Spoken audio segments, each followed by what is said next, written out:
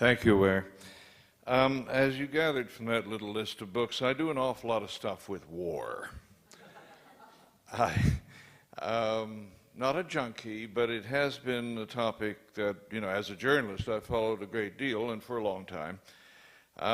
Rather than having devoted my adult life to worrying about the climate, so why did I suddenly end up writing about matters climatic? And the answer is that about 3 years ago, I was in Washington, as I am several times a year. I mean, you have to go there to figure out what they're up to once in a while if you're a journalist. I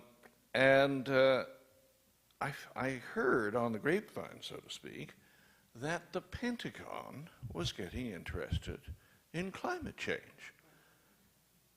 No clear reason why, but it was, and so I asked a couple of friends who had connections in the intelligence community, who might I talk to about this, and they dropped a few names, and I talked to those people, obviously off the record, but yes, they confirmed.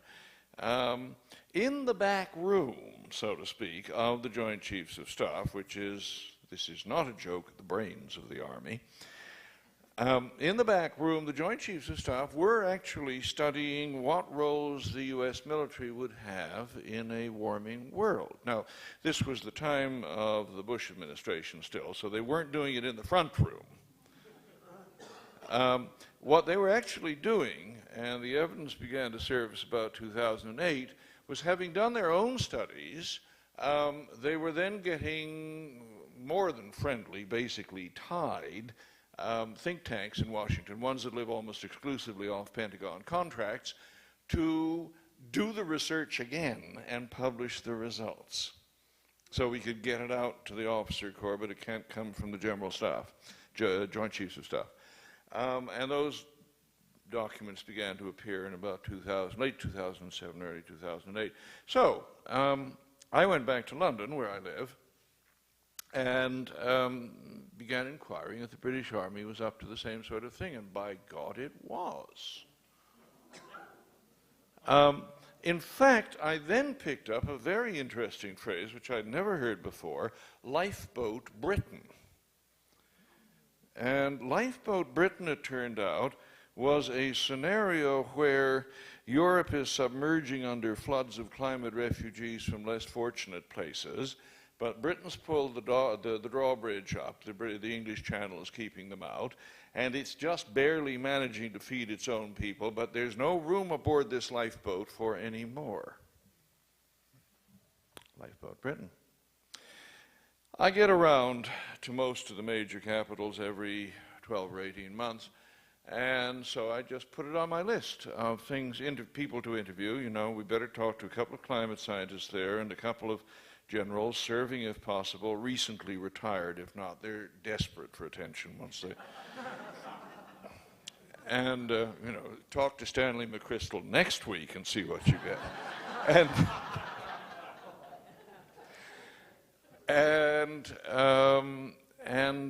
So, Moscow, Beijing, Tokyo, New Delhi, so on. And they're all thinking about it. All very quietly, but they're all studying what, in their particular geographic and strategic situation, global warming is going to do to their security and what the roles of their military are going to be. So okay, this is serious. I better devote some more time to it, and I did. Hence the book, which you mustn't forget. And here is basically what I found. And the first thing I discovered is not specifically military, but it's very serious stuff. You may or may not have noticed, but almost exactly a year ago, July of 2009, when they were holding that G8, G20 summit in Italy, the one that they're holding in Toronto this year, all of the great powers showed up and agreed that they would never allow the warming to pass the level of 2 degrees Celsius, 3.5 degrees Fahrenheit, ever. Now, of course, they didn't come up with a plan for how to stop it. That would be asking too much. But they actually did all agree, United States included, that that was the threshold we would never cross. They didn't tell us why, interestingly, but I think that's one more case of governments not wanting to say too much in front of the children lest you scare them. What that was about was the point of no return. There is a point of no return, and that's it. Basically, until about, if you'll pardon me, I'll go on flipping back and forth between Celsius and Fahrenheit because I tend to think in Celsius, but I will translate. The 2 degree Celsius, 3.5 degree Fahrenheit threshold is chosen because beyond that much warming, we lose control. We can no longer shut it down. You see, at the moment, we are in control of the warming since it's our emissions of greenhouse gases that cause the warming. Now, I'm not saying it's easy. We get 80% of our energy as a civilization out of burning coal, oil, and gas, so it's not going to be easy to stop and switch, but it could be done. And if it were, we'd have turned off the emissions and the warming would stop. Not right away, but about 20 years later. There's a lag. Whereas, if we go past 2/3.5, what happens is that the heat itself, the additional heat in the system, causes natural feedbacks to kick in, natural emissions of carbon dioxide and methane and other greenhouse gases, which we can't turn off. The permafrost starts to melt, the frozen ground around the pole, and there's enough methane and carbon dioxide locked up in that it would double the amount of greenhouse gases in the atmosphere if it all came out. The oceans warm up enough that they can no longer contain all the dissolved carbon dioxide they absorbed in previous eons, and so they start giving some of it back to the atmosphere. It's rather like the warm beer principle. Warm beer goes flat, so do warm oceans. They lose their carbon dioxide, and it goes back into the atmosphere. Now, these are warming factors we can't control. So if we trigger them, we may find ourselves trapped on an escalator that's carrying us inexorably upwards through 4, 5, 6 degrees Celsius, do the translation. That's not a good place to be. The world has been there before, not in human times, but the world has been 6 degrees Celsius, 10 degrees Fahrenheit hotter in the past. Average global temperature, and when it was, there was very little land with plants growing on it south of about mid-Canada. The interior of all the continents was desert. And such a world would only support about 500 million human beings in terms of how much land have we got left that we can grow stuff on. So you don't want to go there on the whole. Point of no return. That's what sets the threshold. But nobody mentioned that. They just set the threshold. Don't talk about this in front of the children. Everybody, by the way, the 192 countries adopted this when they had that enormous disaster of a meeting in Copenhagen in December. It was a train wreck, but they did get one thing settled. Now 192 countries have adopted that target. There's still, controversy in the blogs about this, but there isn't a serious government on the planet that has not actually accepted the scientific evidence. Okay. How does this create jobs for the military? I'm not being cynical. The military actually are tasked with the responsibility of detecting emerging threats to the security of the country they work for, and if that should, by chance, create some more jobs for them, well, they will accept it reluctantly. But how does this do? Why do we get conflicts? Why do we need soldiers just because it's getting warmer? And the answer is that the principal impact of warming on human civilization is on the food supply. The rule of thumb that the scientists apply is that you lose 10% of world food production, world grain production to be precise, for every 1 degree Celsius, 1.5 degrees Fahrenheit higher average global temperature. And we don't have any food production to spare. I mean, we have accomplished a kind of miracle of the loaves and fishes over the last 60 years. The population of the world has tripled since the Second World War. We didn't discover any more land, and yet we are still feeding everybody, pretty much everybody. In fact, most of them are eating better than people ate in 1945. We have managed to get 3 times as much food off the same land. It is very impressive. I mean, you've heard about the Green Revolution. It wasn't actually all that green. Bits of it were. We did come up with new strains of familiar plants that were higher yielding, more drought resistant, and so on. But we also put 10 times as much fertilizer on the land as we were using at the end of the Second World War, which is not exactly green. And we are irrigating 3 times as much land, although we didn't discover any new rivers after 1945 either. We're pumping it up from underground using large amounts of fossil fuel to do so, and the underground aquifers we're pumping don't, in most cases, refill anything like as fast as we're pumping them. In fact, many of them don't refill at all. So that's a temporary solution. But we kept up with the growing population in terms of food production until about 10 years ago.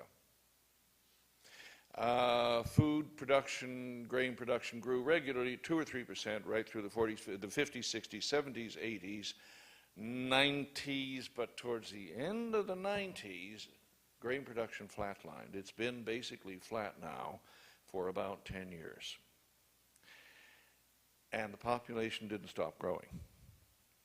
So we are actually beginning to eat into the global grain reserve to keep things on the road even now. 10 years ago, the global grain reserve was 150 days worth of eating for everybody on the planet. It's not a heap of grain somewhere. It's the sort of the arithmetic sum of all the grain that's still sitting in silos and bins or at sea in ships. At the end of the northern hemisphere summer, just before the big northern hemisphere harvest comes in. So that's what you carried over from last year. That's your grain reserve. 150 days eating for everybody on the planet. This is the key measure of the security of a civilization. Has been for 5,000 years. Do you have enough to get you through to the next harvest? And that was fine until about 10 years ago. We're down to 57 days this year.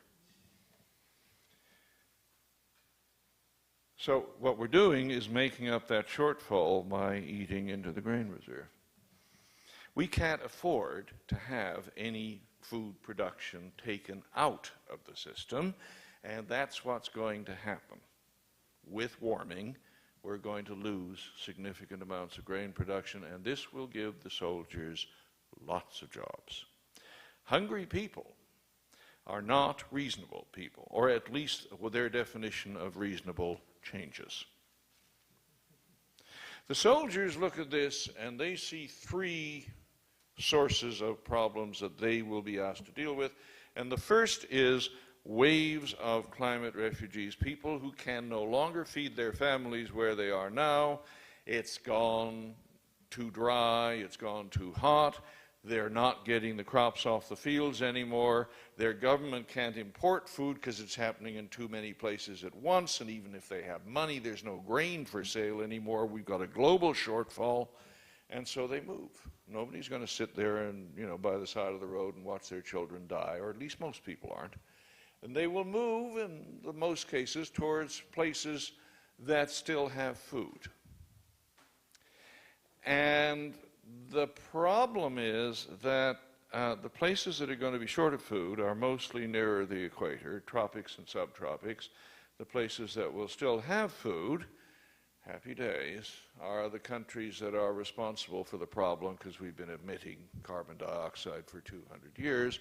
They're the countries further away from the equator in the higher latitudes, United States and Canada, European countries, Russia, Japan, Australia, so on. So there's going to be a certain amount of resentment at what we imposed upon them, and there's going to be desperation, and they're going to want to come, and we are actually almost certainly going to have to stop them because we can't take everybody on board. Lifeboat America is not a phrase I've heard, but I think you might one day hear it. And so the soldiers see themselves holding the border shut. When I was talking to people in a subsequent visit to Washington, one officer said to me, quite a senior officer who'd been involved in the planning, though he'd moved on, he said, we're pretty well convinced in the Joint Chiefs, quite, you know, but don't quote me, that Congress is going to order us to close the Mexican border for real within the next 10 to 15 years. That is to say, drop the present system of nod and a wink, catch some, let some go. You know, American farmers need cheap stoop labor, and it's only cheap if it's illegal, so let some of them filter through. A safety valve for Mexico. That's going to stop. Because the American public, as the numbers coming across grow, will demand that the border be shut, and we will be given the job, and of course we will do it. We will do it with the means that we have at our disposal, which is defenses, of course, you know, fences and all the rest of it. But we know, everybody knows, that if you really want to shut a border, you have to be willing to kill people. Dirty little secret, but one that soldiers know. If you're not willing to kill people, they'll keep coming through. This is a long border. So, we'll do that. I mean, of course. But that's not just ugly in itself. This officer went on to say to me, I really don't like this scenario that I'm drawing for you because by the time we have to do this, close the border between the United States and Mexico, we are going to have something around 20% of our own population of Hispanic origin. Most of them legally here, citizens and so on, but you know, within the last generation or so, they are from Mexico or Central America, and that's who we're killing on the border. He said, I think this could cause the gravest social divisions in the United States since the Civil War. So that's one category of problem, the refugees. And of course the Europeans are looking at the same thing, except it's coming up out of Africa and coming out of the Middle East. They already have such an issue with the sort of boats trying to cross the Mediterranean, the boats coming out of West Africa trying to get to the Canary Islands, which is part of Spain. Many of them foundering along the way because they've got 10 times as many people aboard as they should have, and they leak, and the fishermen only sold them because they weren't seaworthy anymore. And that will grow, and the defenses will get fiercer, and people will start to die. South Africa's got the same problem, people coming from the north. The Australians have just finished about doubling the size of their navy because they see people coming out of Indonesia and the Philippines south into the northern bits of Australia. There's already a flow, but it will grow. And the Russians, of course, are always paranoid about the Chinese, but now they're very paranoid because they're convinced that there will be huge numbers of Chinese refugees heading north into a Siberia which in the warmer climate of the future will actually be even more productive of grain than it is now. High enough in latitude that it actually benefits from global warming, one of the few places that does. Canada, Scandinavia, Russia. So that's the first category of problem. The second category of problem is failed states. A government that cannot feed its people doesn't survive. I think that's a reasonably straightforward rule of geopolitics. Job one, any government, keep your population alive. And if you fail in that, you don't have any credibility left. This is, by the way, what happened in Somalia in the early 90s. It's exactly how Somalia became a failed state. There was a famine. and nobody could deal with it, nobody did deal with it, and so it all broke down into fighting clans, and we're still at it 20 years later.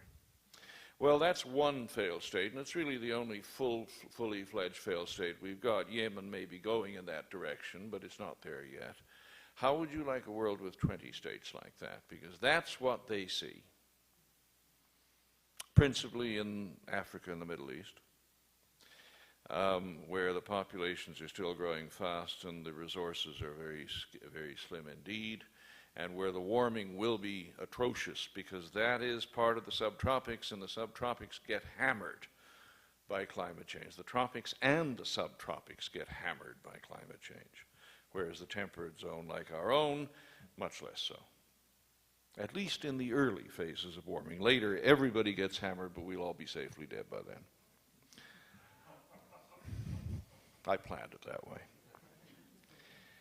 So, that's the scenario the military see, but with one further source of war, of military, or reason for military involvement, which is actual wars.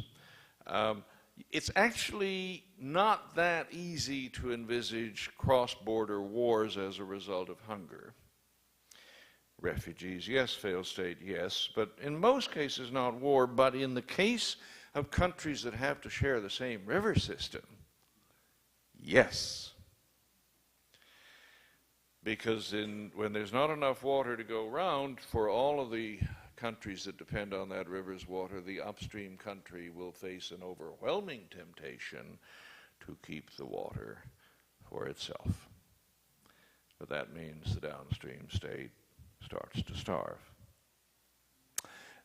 I think that Iraq would actually be at war with Turkey this year if Iraq were not a wreck, flat on its back, incapable of fighting a war with Luxembourg, let alone Turkey.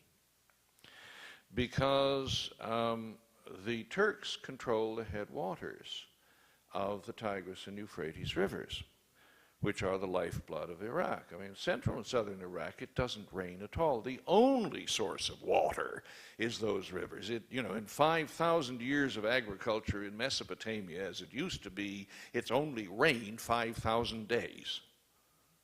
All the water comes down those rivers, but the Turks have built 12 big dams on the headwaters of those rivers. They're filling the reservoirs, they're developing new irrigated land up there, and this year there's no water in the Euphrates at all. It doesn't reach the junction with the Tigris anymore, and agriculture has essentially shut down in western Iraq. Now, that's okay at the moment because there's still lots of grain available on the global grain market, and Iraq does have oil money, so there's nobody starving. But if Iraq were back on its feet, I think there'd be a war. And you can make similar comments for Egypt versus the states upstream on the Nile. You can certainly make them for the countries of Southeast Asia and the Mekong versus China, which is already building dams on the headwaters there. And above all, you can make it for India and Pakistan, which is kind of ugly because both of those countries have nuclear weapons. Pakistan lives entirely by the waters of the Indus River. 85% of Pakistan's food is farmed, grown on land, irrigated from the Indus River or its 6 tributaries. And we're talking about 170 million people now, maybe 250 million in 20 years' time. That's the only source of water. Pakistan is basically semi-desert, and if it weren't for that river, it is a bit like Egypt at 3 times the scale, frankly. Nothing but the river to depend. Now, the problem is, first, all of those tributaries, like almost all of the rivers of South and East Asia, start in glaciers up on the Tibetan Plateau, and the glaciers are melting.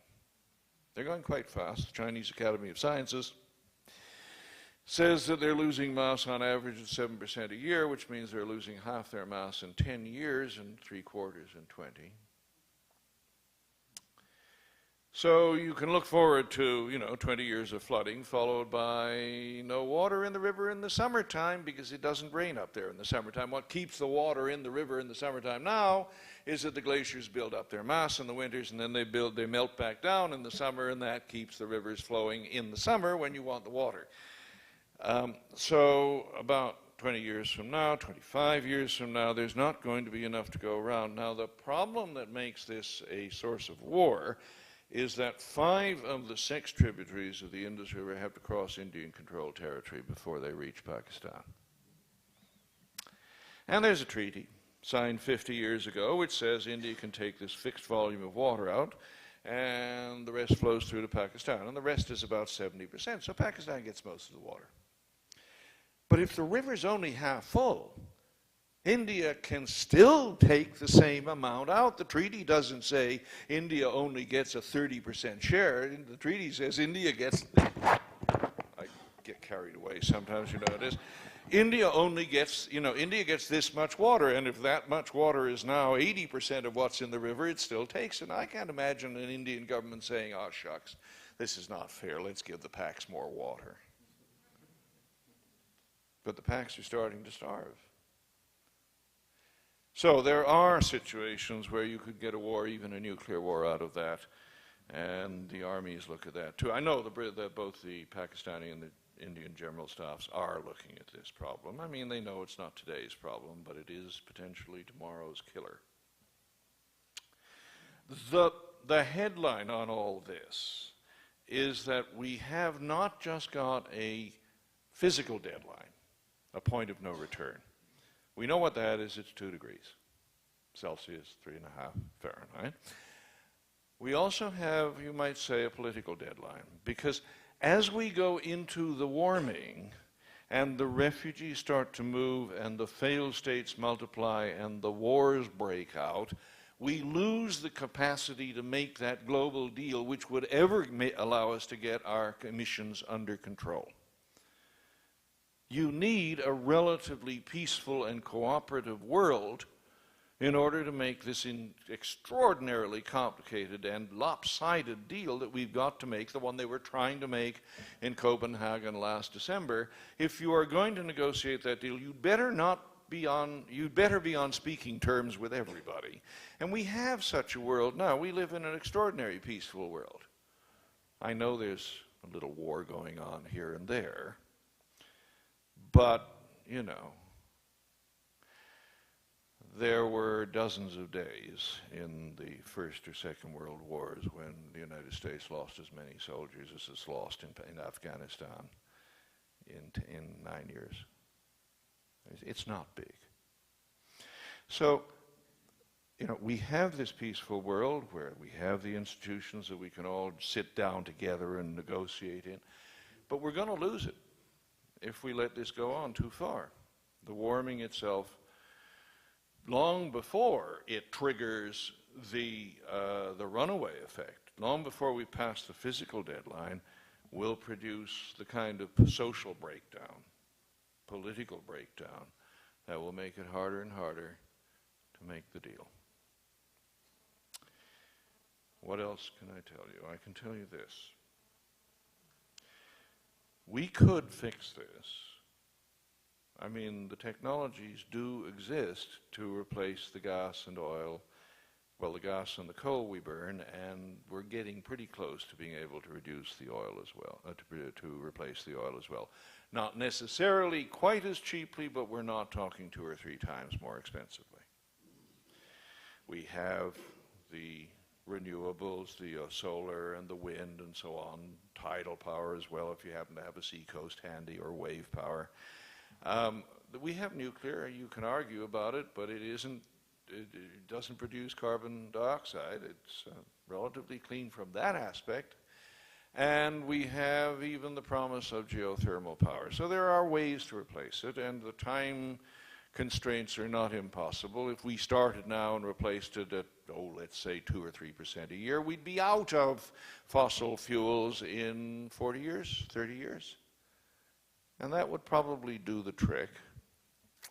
But I don't know anybody in the business, either the scientific business or the military business or the political business, who really in their heart of hearts, thinks we're going to make that deadline. I would prefer not to say this, but it is my observation after talking to some hundreds of people who are in a position to know that none of them really think we're going to stop before we hit 450 parts per million. 450 parts per million of carbon dioxide equivalent is what will produce that 2 degrees Celsius, 3.5 degrees Fahrenheit threshold. Won't happen right away. You'll go through 450 and it'll be another 20 years before you're really experiencing, or 15 years or 10, but it's too late to turn back once you've gone through 450. I don't know anybody who thinks we can stop it. We're at 390 now. We've come out, it was 280 at the beginning of the Industrial Revolution, what, 200 years ago? It's 390 now, and we've only got to get to 450, and we busted through the threshold. And of course, there's far more people trying to live in industrial societies now than there were back then. We are actually covering that distance at the rate of 3 parts per million a year. That's how much the concentration in the atmosphere was rising per year until we hit this recession, and it will resume once we emerge from the recession. In fact, it's not really dropped all that much because so much of it was coming out of Asia, which really hasn't had a recession. So that's, 20 years and you're done. I don't think we're turning the supertanker around in 20 years. We just lost 2 more years. I mean, they're not going to get back to the table they were sitting around in Copenhagen, I'm sure, until sometime late next year. Which is why the scientists who 2 years ago even would not publicly discuss the whole issue of geoengineering, it was under an absolute taboo. You'd be isolated by your fellow scientists if you talked about it in public. Now they're talking about it because it's their only get out of jail card that they can see. Geoengineering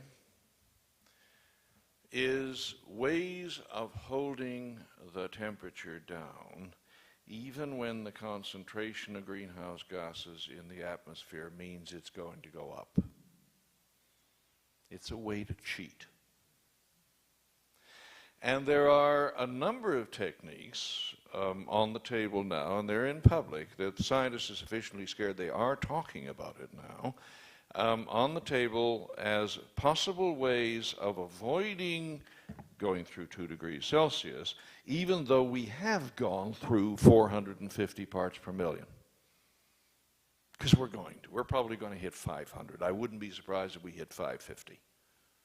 It's just, we'll do it in the end. But it's like Winston Churchill once. I love quoting. Everybody quotes Winston Churchill, right? He said this about Americans, but it's not fair. It applies to the whole human race. He said, they always do the right thing in the end, after they've exhausted all of the alternatives. And that's us. I mean, we will do the right thing in the end, but we'll be a day late and $1 short, and it will actually be a bit past 450, and you don't want to reap the whirlwind here, so can we cheat, please? And the cheating is geoengineering. I'll just give you a little taster of the kinds of techniques that are being discussed. The guy who actually finally let the cat out of the bag was a man called Paul Crutzen. Now, that's almost 3 years ago now. He wrote a now famous article in one of the major scientific journals in which he said, look, we're going to bust through 450 parts per million. Let's be realistic. What can we do about it? I propose that what we do is to mimic the action of large volcanoes, which when they explode, put very large amounts of sulfur dioxide into the stratosphere. Now, we put very large amounts of sulfur dioxide into the troposphere, the lower atmosphere. That's, industry does that. But it all rains out after a week or two because there's a lot of weather in the lower. Well, you know a bit about rain here, don't you? And, but when the big volcanoes blow, they put it in the stratosphere. The The stratosphere, above, where the airplanes fly, above 27,000 feet, there is no weather. So if you get the particles up there, it doesn't rain out. It stays for a long time. And those particles of sulfur dioxide turn into tiny droplets of sulfuric acid, which reflect sunshine. Enough sunshine that you actually get a pronounced cooling effect around the planet. There's a little bit less sunlight reaching the surface. When Mount Pinatubo blew in, I think, 1991, the big Philippines volcano, the last big one to blow, the whole planet was a half a degree Celsius, a degree Fahrenheit cooler for the next 2 years. So we could do that. We could put sulfur dioxide into the stratosphere in modest amounts, nothing like the amount we dump into the lower atmosphere all the time, but it'll stay, and it will provide us with a kind of sunshade. Solar radiation management is the key word, SRM. You're going to be hearing about it. And, it doesn't produce darkness at noon. The crops still grow like they always did, but it does reduce the incoming sunlight enough that you get a cooling effect. Now, Paul Crutzen is a Nobel Prize winner, and he's an atmospheric chemist who got his Nobel Prize for work on the ozone hole. So he does know what he's talking about. He wants to see a lot more experiments done on this. He doesn't want to suddenly jump in and do it for the whole world, but he thinks it would probably be all right, because after all, volcanoes do this, and we're all still here. And it did produce the warming. So, intuitively, it probably will work, but let's experiment a bit and make sure there's no really nasty side effects. We don't have a guarantee here, but that's something we should be looking at.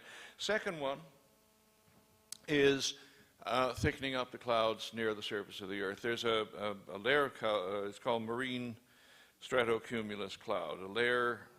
I used to be in various navies, and I was under this stuff a lot of the time. It covers about a quarter of the world's oceans. It's only, 200-300 feet up quite often, almost like ground fog above your head, very thin. You can often see blue sky through it, but it does reflect a lot of incoming sunlight. And the idea is, well, we could just spray some fine mist of seawater up, and it'll get carried up into the clouds by turbulence and thicken them up. And they'll reflect a little bit more of the incoming sunlight and produce a significant cooling factor on a global scale. The idea is you build, little fleets of 50 or 100 robot vessels, remote-controlled, wind-powered, satellite-directed, and they just position themselves under the cloud and spray seawater, mist, into the air.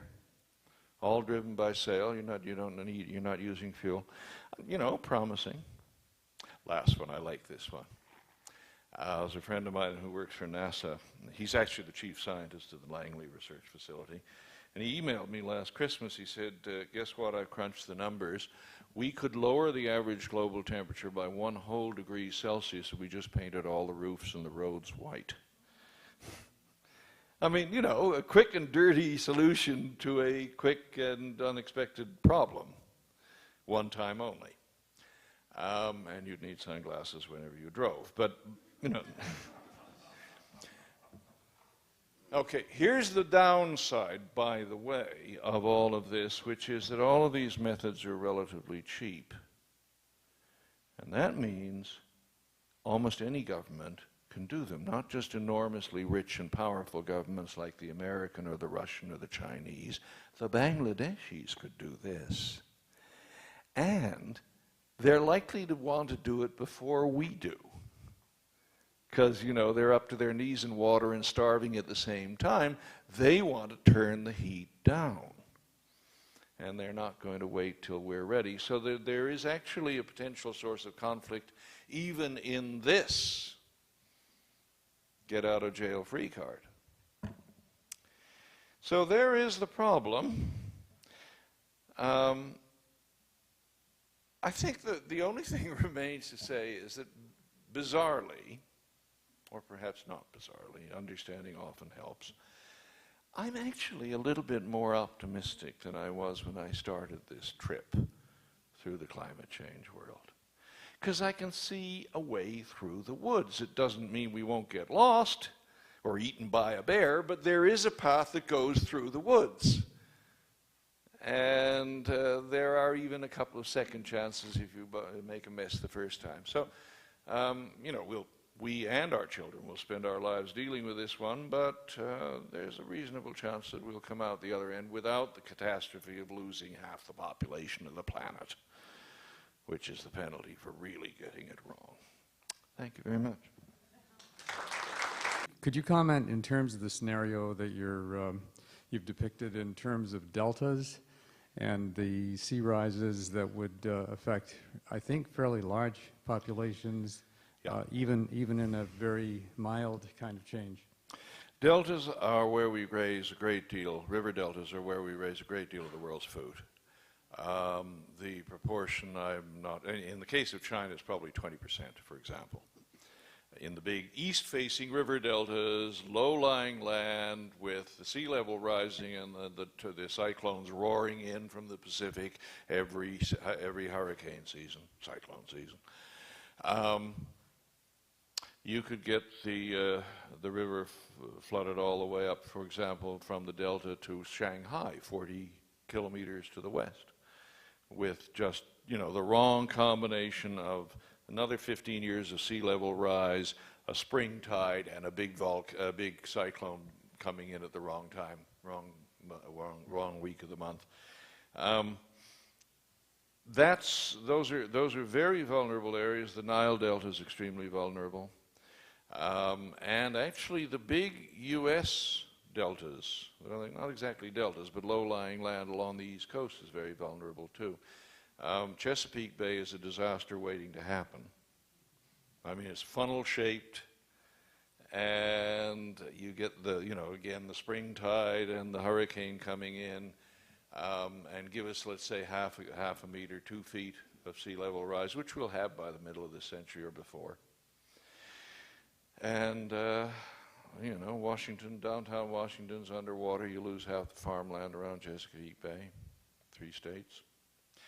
So it's a big problem, but for specific countries, America faces a fairly large problem. China faces a huge problem. India faces a big problem. They got a lot of low-lying deltas as well, all of Southeast Asia, and of course Egypt.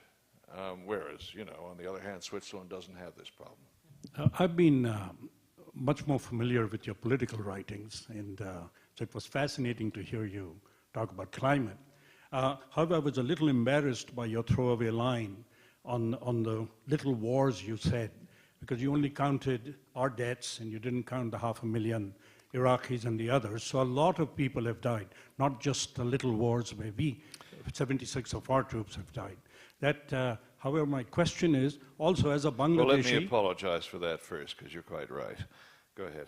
Okay. As a Bangladeshi, we are not starving yet, no. Though you're right, we are going underwater slowly. Would you comment on the Farakka barrage and the other dams that India is building? And will this expedite the problem and make it come a little sooner? I think that the Indians are looking after themselves, as you would expect them to do, and the barrages that they're building before those rivers reach Bangladesh will, of course, be a problem for Bangladesh. I mean, you know, it's kind of weird that you can be desperately short of fresh water when you've got all the salt water you could possibly want up around your knees, but that's the way fate is, you know. Yeah, it's a problem. I had a very interesting conversation with the head of the Bangladesh Institute for Strategic Studies. You may not even have known such a thing existed, but it does. And so I spoke to General Munir Zaman, who's the head of it, and we were talking about these issues, and basically he can see conflict everywhere he looks. And as you know, India has just about finished building a 3-meter high fence all the way around Bangladesh, anticipating the refugees to come. Yes? I would assume that there are basically 3 responses when people hear the message that you are delivering. One is, you're right, we need to do something about it. One is, well, maybe you're right, but you know, there's nothing we can do. We just have to see what happens. And then you'll get the people who react very badly and probably address you with ad hominem comments of one kind or another. And I'm wondering if you can talk a little bit about that third group, because I suspect you probably have run into it. You probably have met those folks. And I wonder if you could talk a little bit about who they are and the kind of, perhaps what motivates them and how we should deal with them, because we're going to have actually have them come along in order to actually get anything done. It's very difficult, and I feel not tremendously qualified to answer your question because, of course, I'm not American, and it is predominantly an American problem. This level of disbelief and highly politicized disbelief is not very common elsewhere. I mean, the debate, as such as it ever was, has been over long ago outside the English-speaking world. I mean, you know, the Germans don't have this debate going on, or the Japanese or the Russians or whatever, you know. Of course, that's the science. Get on with it. Whereas here, it's become an ideological badge. And so, you know, we're talking almost quite specifically about American politics and American ideas, although if you went to Canada or Australia or Britain, you'd find some traces of it because it slops over. But beyond that, you don't. That's quite right, yes, and frankly, the Prime Minister of Canada is a secret climate change denier to this day, though he's, like Mr. Bush, learned to curb his tongue in public, rather late in the day. But here, and by extension in those other English-speaking countries, saving New Zealand, who are always out of step, good thing too, the problem is that it has become a badge of allegiance. In other words, I am one of our club because I am against abortion and I don't believe in climate change and tick, tick, tick. It's one of those badges rather than I don't believe in climate change because the science is wrong or it's not really getting warmer or so on. I mean, that you could argue with in a rational way, but you can't argue with them being members of that club. Why it went that way, I still don't know. Because if you think about it, being on the right politically doesn't make people disbelievers elsewhere. Margaret Thatcher, also known as Attila the Hen, not a person whose left-wing proclivities were widely recognized, was the person who actually founded and opened the Hadley Center on Climate Change Research, which is probably the premier institution in the world for doing that in southwestern England. The current German Chancellor, Angela Merkel, who is a woman of the right, certainly takes point for the European Union on climate change matters. So elsewhere, it's not that way. And, you know, why did it become? I don't know why it became, but it is an ideological badge here. And that makes it extraordinarily difficult to have a rational conversation about it. You're talking about loyalty here and identity, not about facts. You see, I can describe the problem, but I cannot tell you how to fix it. And it's really difficult because we depend upon the United States to lead, or at least to get in step. And, you know, and it's very difficult. I mean, the principal reason why the Copenhagen conference fell apart was that Mr. Obama had to go to Denmark with no American commitment, legal commitment, to do anything about U.S. emissions, because it hadn't even reached the floor of the Senate. The Chinese weren't going to make some commitment of their own when the United States still hadn't done so. And so after that, it all sort of cascaded and collapsed. But we do need the United States to do this, and neither I nor many people I've spoken to know how to get round it, because, as you know, I mean, the culture wars have been raging for 20 years, and frankly, the country manages to divide very neatly, almost straight down the middle. I mean, Mr. Obama only won 53% of the vote. You know, it wasn't a landslide.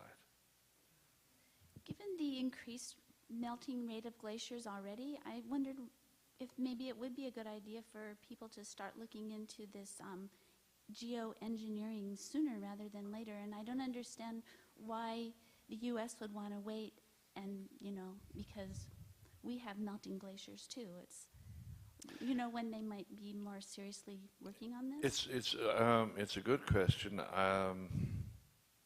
I would like to see it happen sooner. First of all, we actually have not got a cast iron guarantee that 2 degrees Celsius is the right threshold. It could be lower. And secondly, as you say, bad things, including glaciers melting, happen before you get to 2 degrees. I think some of the famines happen before you get to 2 degrees. And so we should be testing and experimenting on an open air basis like now. And if it shows promise, it doesn't have really noxious side effects, we should be starting to deploy some of these ways of keeping the temperature down soon. What does soon mean? Tim Flannery, who's the leading Australian climate scientist, says he thinks we will be doing it within 5 years. I don't think we will, but I think perhaps we should be.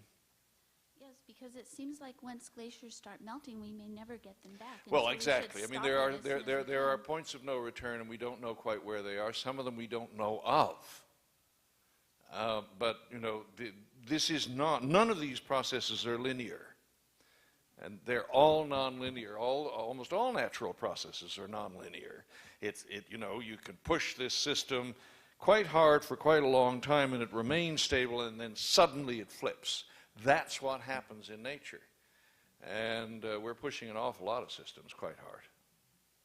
One of the things they discuss in terms of geoengineering, one of the problems that some people see is that it helps us cope with a higher temperature. But one of the consequences is it doesn't really decrease CO2 present in the atmosphere, and particularly what it doesn't seem to deal with is ocean acidification. None. No, you're absolutely right. I don't know if they've discussed that in terms of... they discuss it endlessly. I mean, one of the reasons they didn't want to talk about this in public was that they realized that the temptation would be that we would simply control the temperature and not address the issue of carbon dioxide emissions. Well, if we do that, in the long run, we're screwed.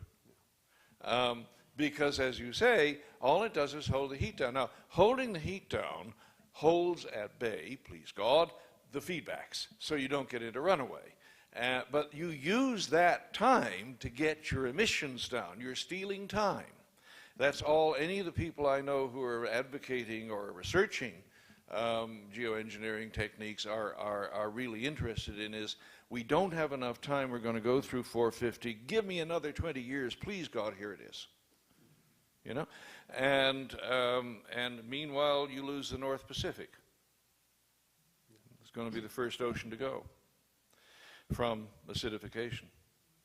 North Pacific may not have 20 years left. So, I mean, it's not really a get out of jail free card, it's a commutation of the sentence.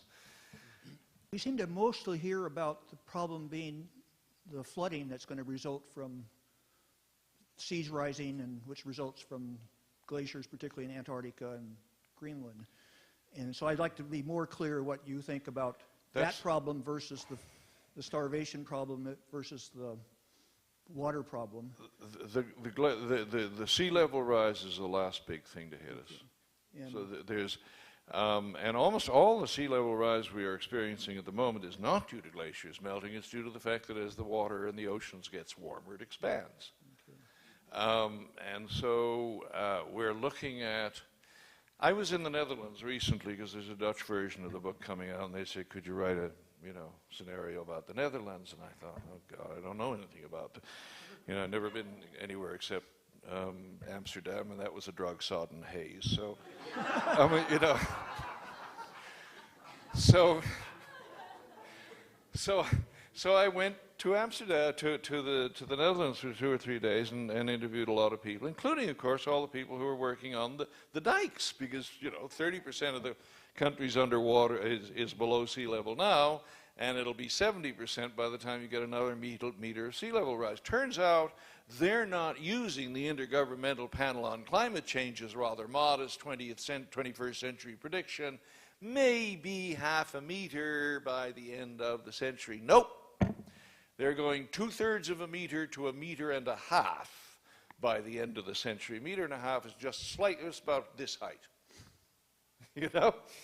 So, and they are, you know, sort of strengthening their dikes and seaward defenses to deal with that. But even then, you're talking about end of the century. The other effects hit much faster. The loss of rain, the big things that hit the food supply is in the tropics. It just gets too hot. Most of the food crops grown in the tropics were domesticated further away from the equator in cooler temperatures, and they're right at the top of their temperature tolerance range in the tropics. Give it 2 extra degrees, they're gone. And in the subtropics, it stops raining. And those things happen much faster than the sea level rise. Acidification of the oceans happens much faster than sea level rise. We are getting into the danger zone now. In the long run, if you lose all the ice on the planet, you get 70 meters of sea level rise, which is about 200 feet, in fact 250 feet. But that doesn't happen for some hundreds of years because it takes a long time for all the ice to melt. A local writer, Peter Ward, I know his books. has apparently been saying it's inevitable already. This is his most recent book, which I haven't read. I read Under a Green Sky. At least the and one cover after that. indicates it's inevitable. I've seen it in the shops, and I haven't bought it yet. I don't know why he said that, because I haven't read the book yet. But I do talk to particularly Jim Hansen, who's very good on ancient climates. He's been working in that field for about 5 or 6 years now, because he realized, you know, if you really want to know what happens when the temperature changes, your one piece of evidence is what happened when the temperature did go that way last time. And so he's gone into paleoclimate and taken a lot of people with him. And he has not said that we are at that point yet, where, you know, it's too late, you're going to lose all the ice on the planet. He's launched this 350.org movement, which I think is a very sense. 450 is the number where, you know, you going into runaway warming right away, but over the long run, his argument is 350 parts per million. Leave it there long enough, you lose all the ice on the planet. So you can't just sort of stop at 450 and hold. That's the first thing to do, but then you got to get it back down. Does that mean we lose all the ice? No, not necessarily, but maybe Peter Ward knows something I don't. I mean, I'm not being snarky there. He may do. I haven't read that book.